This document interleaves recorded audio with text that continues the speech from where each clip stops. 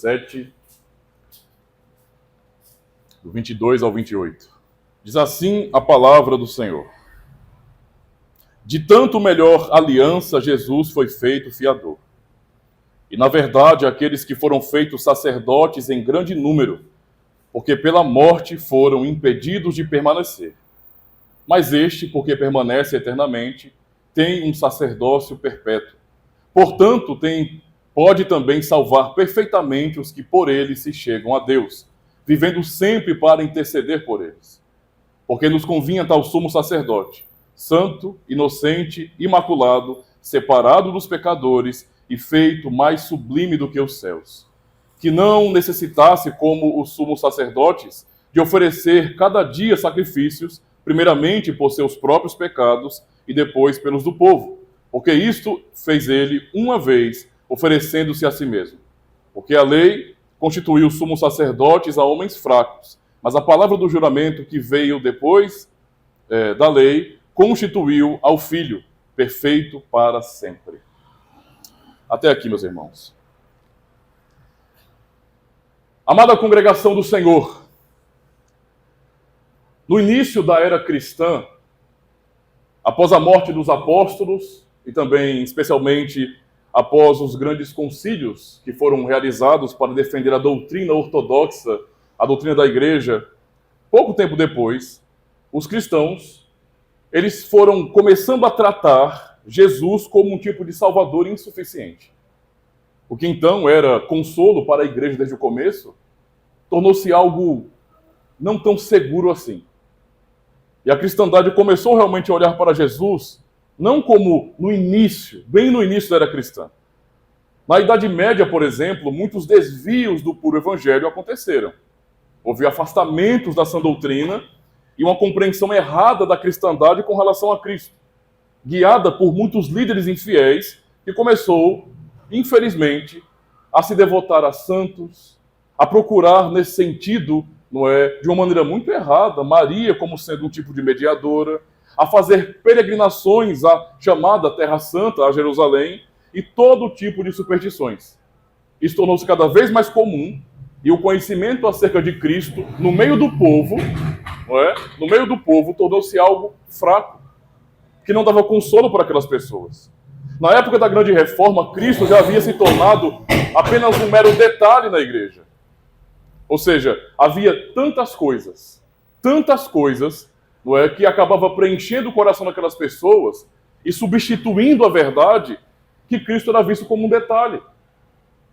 Cristo era muito mais visto, apenas por imagens em paredes, ou então por todos aqueles ritos ordenados pelos líderes da igreja. E o conhecimento, a confiança de que ele é o suficiente Salvador, tornou-se uma coisa quase que nula para muitas pessoas. Por isso a reforma impactou tanto. Falar que Cristo é o único impactou o mundo daquele período. E se você analisar bem, não deveria trazer tanto impacto para a igreja de Cristo saber ou ouvir que ele é o único Salvador, o único e suficiente. Mas aconteceu sim um impacto muito grande.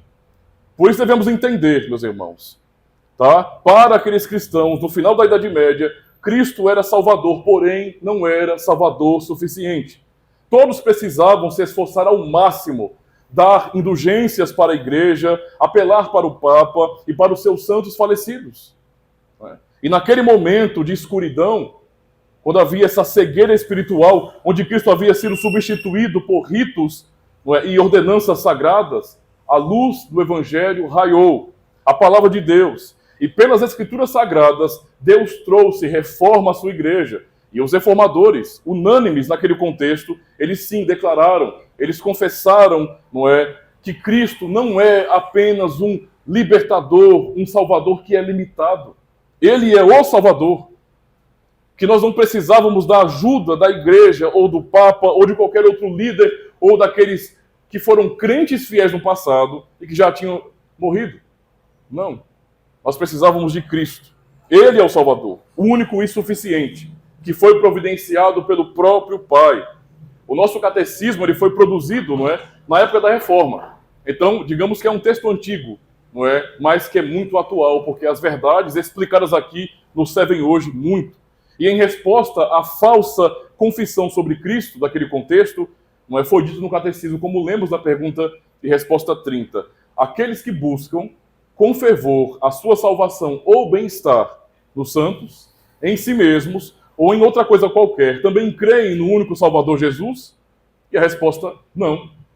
Embora se gloriem nele com palavras, eles na verdade negam a Jesus como o único Salvador, pois das duas coisas só uma é verdadeira. Ou Jesus é um Salvador incompleto, que de fato não pode salvar, que não tem capacidade para isso, para efetivar a salvação, ou aqueles que pela verdadeira fé aceitam esse Salvador, têm que achar nele tudo o que é necessário para a sua salvação. Esta foi a defesa feita naquele contexto e é o que devemos também refletir hoje na palavra de Deus.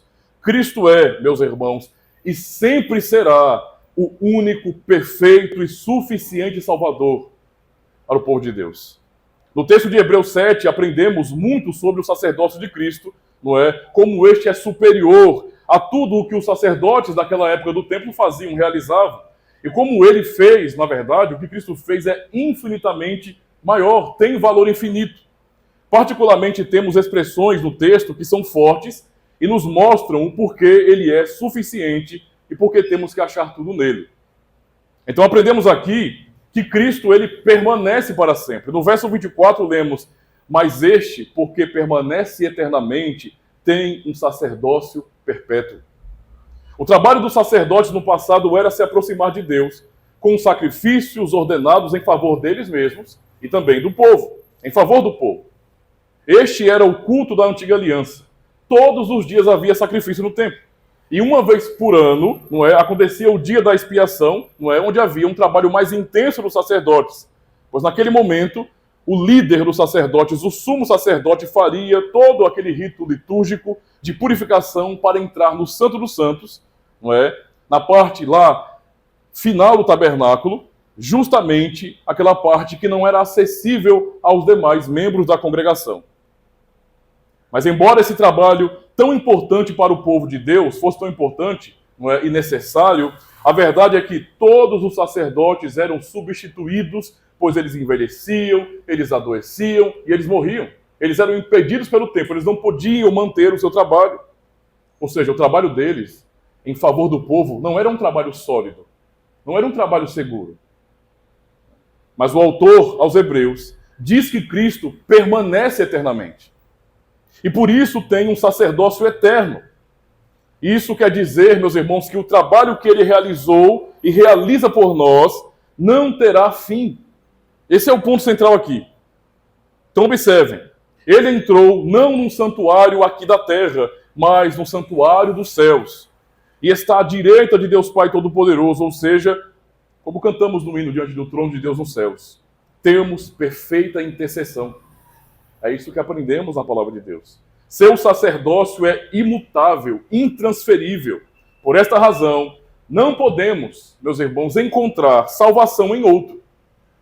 Por essa razão.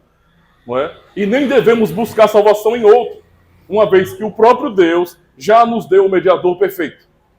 Ah? E porque ele é mediador perfeito, porque Cristo é um sacerdote perfeito, perpétuo, eterno, então o que ele realizou, o que ele fez na cruz do Calvário, é também uma obra perfeita. Não é? Verso 25 lemos, portanto, pode também salvar perfeitamente os que por ele se chegam a Deus, vivendo sempre para interceder por eles.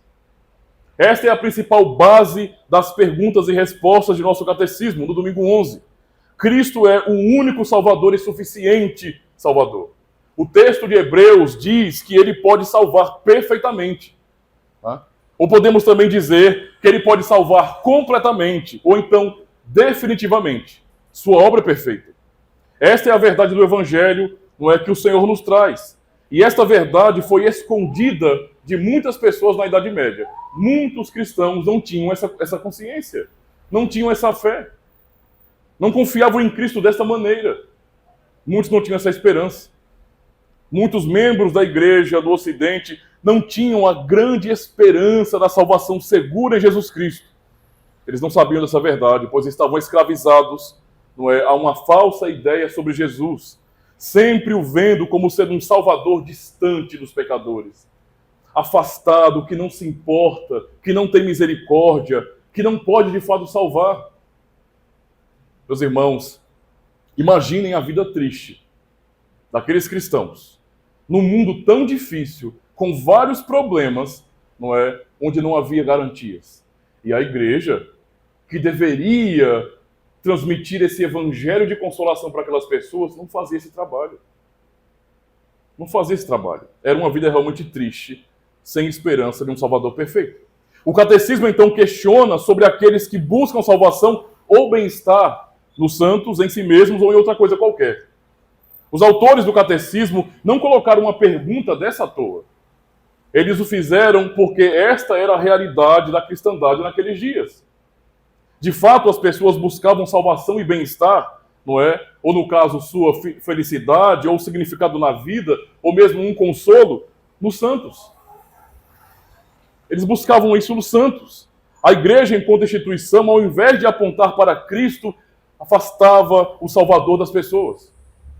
Deixava ele distante, não é? E no lugar do Salvador verdadeiro, ofereceram, não é, os santos. Ofereceram vários mediadores que eles criaram, para que as pessoas dependessem deles. Eles ensinaram as pessoas a não buscarem Cristo de forma direta, mas a fazer baldeação, a procurar um santo, depois um outro santo, para cada causa específica, mas nunca ir direto a Jesus Cristo. Cristo vem, não é? E ele se aproxima de nós, torna-se homem, carne de nossa carne, sangue de nosso sangue. Ele anda neste mundo e o que a instituição faz depois? Afasta esse Cristo das pessoas. Dizendo não, ele está distante, ele é o Todo-Poderoso, então já que não podemos chegar até ele porque ele é santo demais, então vamos pedir ajuda para os nossos irmãos que foram fiéis e morreram. E assim as pessoas não buscavam diretamente a Cristo. Por isso, desesperados, eles clamavam pelos santos. Eles rogavam pelos santos. Eles faziam peregrinações, tudo aquilo que era ordenado, não é? Nessas peregrinações santas, eles pagavam o que era preciso pagar. Eles queriam estar em lugares onde havia relíquias sagradas, relíquias de santos mortos, tudo para terem paz de espírito, para terem algum tipo de consolo. A vida era miserável, era difícil.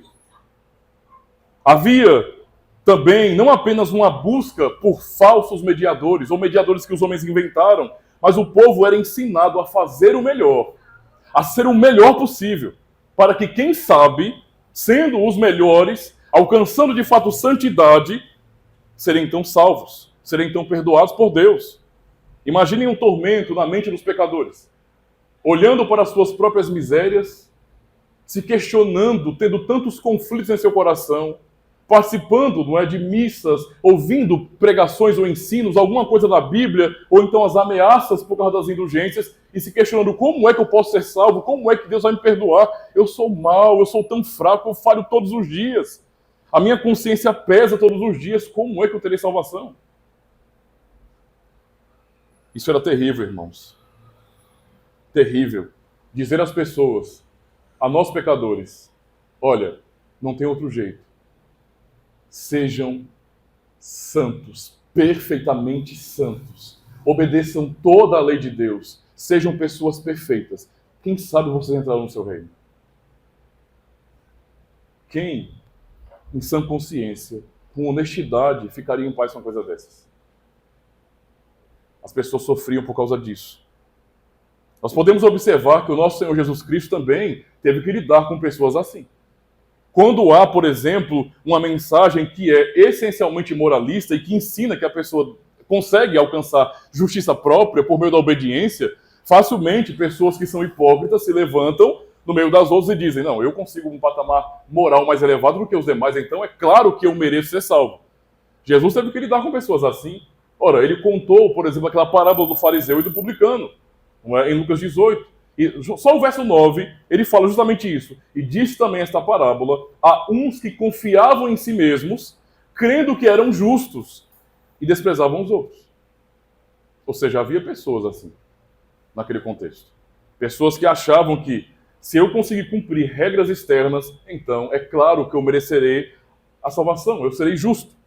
Meus irmãos, Não foi apenas na época do catecismo, não é, que as pessoas confiavam e buscavam salvação nos santos ou em si mesmas.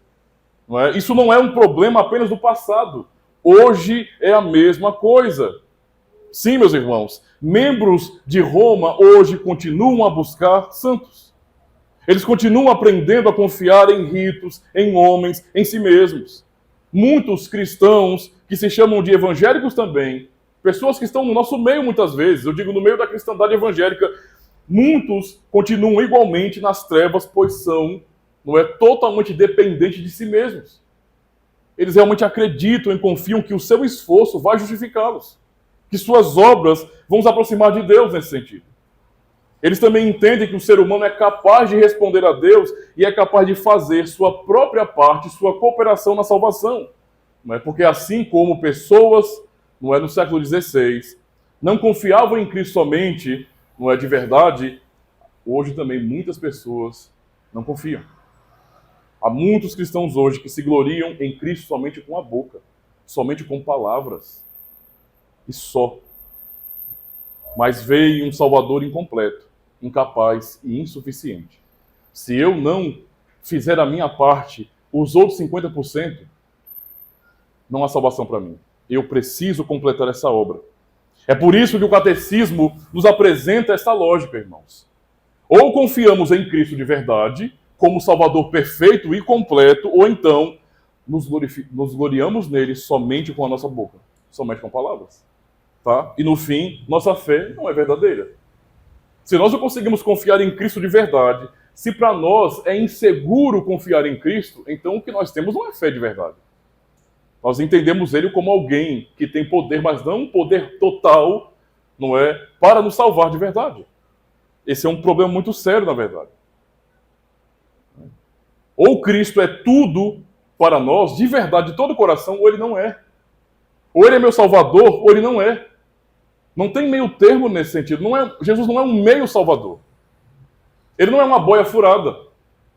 Isso é estranho, meus irmãos. As pessoas confiarem mais em suas obras do que fazem. Por exemplo, há muitas pessoas no nosso contexto que acabam muitas vezes sentindo paz e buscando essa paz de espírito apenas por estar no culto, por exemplo. Mas peraí, eu vou pegar a minha tabela de santificação. Eu fui para a escola bíblica na quarta-feira, eu participei da catequese também, eu fui ajudar no projeto, eu entreguei panfleto para poder evangelizar também para a igreja, e domingo eu estava no culto. Então, cumpri minha tabela. Quem está vivendo assim está buscando paz por meio do que está fazendo. Não está confiando em Cristo, entende? Essa paz não está vindo de Cristo. Não é um consolo que vem da sua obra, da sua confiança nele. E isso que o catecismo aqui denuncia, não é? O que lemos então na Escritura, na palavra de Deus, não é? O que nós aprendemos na palavra de Deus é que Cristo não é um meio salvador, ele não faz um trabalho pela metade, tudo que o Senhor faz é perfeito e nós devemos realmente confiar no que ele fez. Nós não podemos fazer nada para compensar alguma coisa. O que lemos na palavra de Deus é que Cristo pode salvar perfeitamente, completamente, definitivamente, todos aqueles que por meio dele se chegam a Deus. Aquele pecador miserável que chega a Deus Pai por meio de Cristo pode ter paz no coração de verdade, irmãos. Pode ter segurança. Não foi isso que Cristo disse aos seus discípulos? Ninguém vem ao Pai senão por mim. Então é por meio dele que nos aproximamos do trono da graça, como lemos em Hebreus 4. Ou seja, Cristo é um Salvador perfeito. E o que o Salvador perfeito faz? Ele faz uma obra perfeita. Ele realiza um trabalho perfeito. No verso 27, lemos que não necessitasse, como sumo sacerdote, de oferecer cada dia sacrifícios, primeiramente por seus próprios pecados e depois pelos do povo. Porque isto fez ele uma vez, ou de uma vez por todas, oferecendo-se a si mesmo. É isso que o autor aos Hebreus afirma aqui. Por isso ele faz essa comparação. Os sacerdotes do passado, lá no templo, eram apenas homens, pecadores e limitados. Eles não eram capazes de permanecer e precisavam sempre repetir os mesmos sacrifícios, as mesmas coisas, por seus próprios pecados e pelos pecados do povo. Confiar nos sacerdotes da antiga aliança é o mesmo que confiar nos santos falecidos. É a mesma coisa. Ou nos líderes da igreja.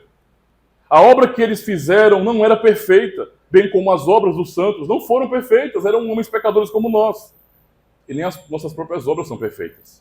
Por isso lemos que Cristo não precisava repetir o sacrifício, de forma alguma. Ele nem precisava realizar sacrifícios por ele mesmo, como os sacerdotes faziam. Por quê? Porque ele é santo. Ele é separado dos pecadores nesse sentido. Ele assumiu nossa natureza, foi em tudo igual a seus irmãos, porém sem pecado. Então ele não precisava ir até o templo e oferecer sacrifício por ele mesmo. Não. Antes ele foi o sacrifício pelo nosso bem. E isto ele fez uma vez por todas, oferecendo-se a si mesmo. Percebem, irmãos? O perfeito mediador e salvador Jesus realizou uma obra perfeita por nós. Absolutamente perfeita. E nós, cristãos reformados, estamos apenas repetindo a Escritura, confessando o que lemos na palavra de Deus, dizendo não. Nós não confessamos um Cristo imperfeito que não pode nos salvar. Pelo contrário, nós confiamos plenamente na obra do Senhor Jesus. Ele prometeu salvação e ele salva de verdade. Eu não tenho que ter medo se eu creio nele. Eu posso ter paz durante toda a minha vida, porque o que ele fez é perfeito por mim. É nisso que podemos crer. Eu vou ler para os irmãos um texto dos cânones. Nós vamos pegar essa versão. No capítulo 2 dos cânones, do artigos 2 até o 4, temos um texto bem interessante a respeito disso, que nos fala sobre a obra perfeita de Cristo. Diz assim, Cânones de Dort, capítulo 2, que fala sobre a morte de Cristo e a redenção do homem por meio dela. Ouçam com atenção. Artigo 2 fala bem assim, a satisfação cumprida por Cristo. Diz bem assim, por nós mesmos, entretanto, não podemos cumprir tal satisfação, ou seja, a exigência da lei de Deus, tá? Para livrar-nos da ira de Deus. Por isso Deus, em sua infinita misericórdia, deu o seu único Filho, não é, como nosso fiador. Por nós e em nosso lugar, ele foi feito pecado e maldição na cruz, para que pudesse satisfazer a Deus por nós. Então notem bem o que Cristo fez. E aí, no artigo 3, temos o assunto sobre o valor infinito da morte de Cristo. É o que estamos aprendendo aqui, a segurança desse Salvador. E diz assim, esta morte do Filho de Deus na cruz é o único sacrifício e a perfeita expiação dos pecados. O poder e o valor delas são infinitos e, por causa disso, abundantemente suficientes para expiar os pecados do mundo inteiro. Ou seja, o sacrifício de Cristo tem valor infinito. É perfeito. E, por fim, o artigo 4 nos diz, porque a morte de Cristo tem valor infinito. A morte de Cristo é de tão grande poder e valor, porque quem se submeteu a ela não é apenas um verdadeiro e perfeito e santo homem, mas também é o Filho único de Deus. Ele é Deus eterno e infinito, juntamente com o Pai e o Espírito Santo. Assim devia ser nosso Salvador. Além disso, a morte de Cristo é de tão grande poder e valor, porque ele sentiu, na hora da morte, a ira de Deus e a maldição que nós merecemos pelos nossos pecados. Aprendemos então as nossas confissões, explicando a Escritura e repetindo a verdade bíblica, não é, que podemos de fato confiar na obra de Cristo. Então devemos entender isso. Cristo é perfeito Salvador. E a sua obra, não é, cujo sacrifício foi ele mesmo, é perfeita, completa, definitiva, tem valor infinito para salvar. Sim, é por isso que ele pode salvar perfeitamente os que por meio dele se chegam a Deus. Essa é a razão. Tá? Essa é a razão.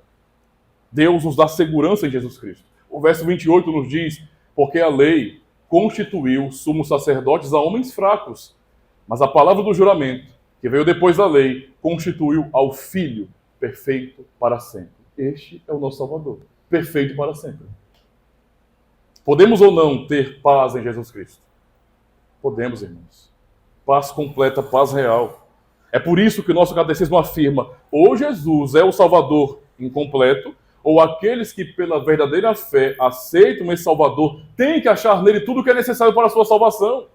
Porque nele tem tudo o que nós precisamos para a salvação. Não falta absolutamente nada, meus irmãos.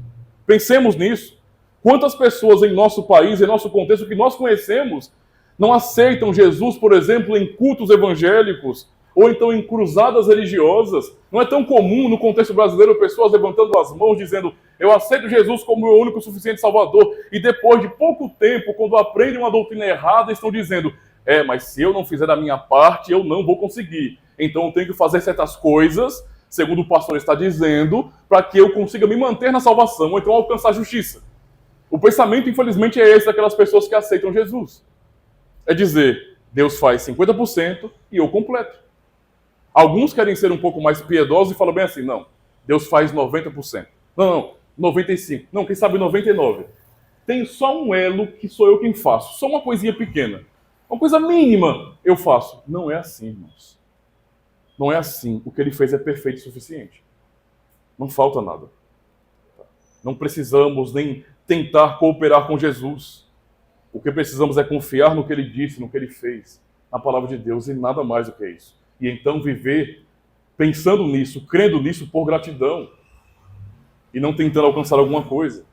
Há muitos que, infelizmente, dizem crer em Cristo, mas não confiam nele assim.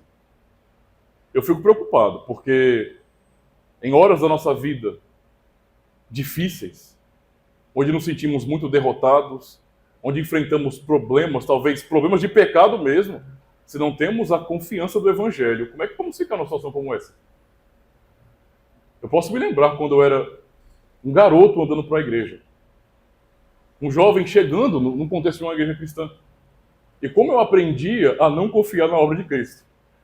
Nós ouvimos, assim, direto ameaças. Ameaças, ameaças, ameaças. Tinha até dizeres naquela época que era: cuidado para você não ser crente Raimundo, pé na igreja outro do mundo, né? Falavam essas coisas. E nos ameaçavam com isso: olha, se você hoje vacilar, Cristo voltou, você fica. Havia tantas ameaças, era como se não houvesse segurança, era como se chamar Cristo de Salvador fosse eufemismo, não fosse uma coisa verdadeira, não fosse algo real. Porque eu não podia confiar nele. Porque no fim dependia de mim também. Aprendamos então o que a Escritura nos diz. Eu quero concluir o sermão dessa noite dizendo aos irmãos: primeiro, Cristo não é um Salvador incompleto. Guarde isso no seu coração. Guarde isso no seu coração. Ele não é um Salvador incompleto. Não é? E tudo o que é necessário para a salvação está nele, de forma completa, inteiramente nele. Portanto, creia no Senhor Jesus e confie nele. Porque o que ele disse é a verdade. Não é o que eu sinto, não é o que eu acho, é o que ele disse. Ele é suficiente. Hebreus 5, verso 9 nos diz: e sendo ele consumado, veio a ser a causa da eterna salvação para todos que lhe obedecem. A causa da eterna salvação. 2. O que ele realizou tem valor infinito, como já lemos na Escritura Sagrada e também nos cânones de Dort. Tem valor infinito. Nada pode se igualar e nada pode ser acrescentado à obra de Cristo. Tá? Por isso, não tente se salvar por suas obras. Não busque paz de espírito por esforços religiosos. Não venha para esta comunidade pensando nisso. Eu vou para a igreja no domingo, não é? Então vai ser bom porque o pastor vai me ver aqui, os demais irmãos também. Ninguém vai me cobrar se eu faltar, então eu vou cumprir a minha tabela direitinho. Não venha pensando nisso, imaginando: se eu fui ao culto no domingo, está aí então a minha paz. Não. Confie em Cristo. A morte dele tem valor infinito. E tudo o que tentamos fazer ou desejemos fazer para, de alguma maneira, acrescentar alguma coisa é inútil, irmãos. É totalmente inútil. Tá? É uma grande ofensa, na verdade, àquele que realizou tudo por nós. Tenta imaginar isso. Cristo fez tudo na cruz e ele diz: é suficiente. E eu vou tentar acrescentar alguma coisa? Fazer alguma coisa? Não. Confiemos nele. Nele somente. Romanos 3, versos 23 a 24, nos diz: porque todos pecaram e destituídos estão da glória de Deus, sendo justificados gratuitamente, não por indulgências, não por subir escadas de basílicas de joelho, não por fazermos peregrinações a Israel. E olha que o povo cristão brasileiro gosta disso, de fazer caravanas e gastar uma nota só para pisar em solo sagrado. Eu vi a Israel, peguei uma pedrinha de Sião. Mas isso é tolice. Nós não somos justificados por causa disso. Não é? Sendo justificados gratuitamente pela sua graça, pela redenção que há em Cristo Jesus. É por meio dele, é por causa dele. E por fim, sejamos então, sabendo de tudo isso, gratos a Deus. Gratos ao Senhor Jesus. Venhamos viver para Ele, assim como Paulo afirma em Gálatas 2, verso 20, ouçam, quando alguém é alcançado por esta graça e tem essa segurança em Cristo. É o que Paulo fala aqui em Gálatas 2, verso 20. Já estou crucificado com Cristo. E vivo não mais eu, mas Cristo vive em mim. E a vida que agora vivo na carne, esta vida presente, vivo pela fé no Filho de Deus, o qual me amou e se entregou a si mesmo por mim. Vamos viver para Cristo. Vamos dar glória ao nosso Salvador Jesus. E se o mundo não confia, problema. Vamos continuar anunciando a verdade. Se as pessoas têm medo, podemos nós sermos diferentes, confiando de todo o coração no que Ele fez. Porque o que Ele fez é perfeito. E se você crê em Jesus Cristo de todo o seu coração, ninguém pode tomar o que Cristo fez por você. Pense nisso. E baseado nisso, ter glória ao Salvador Jesus. Amém?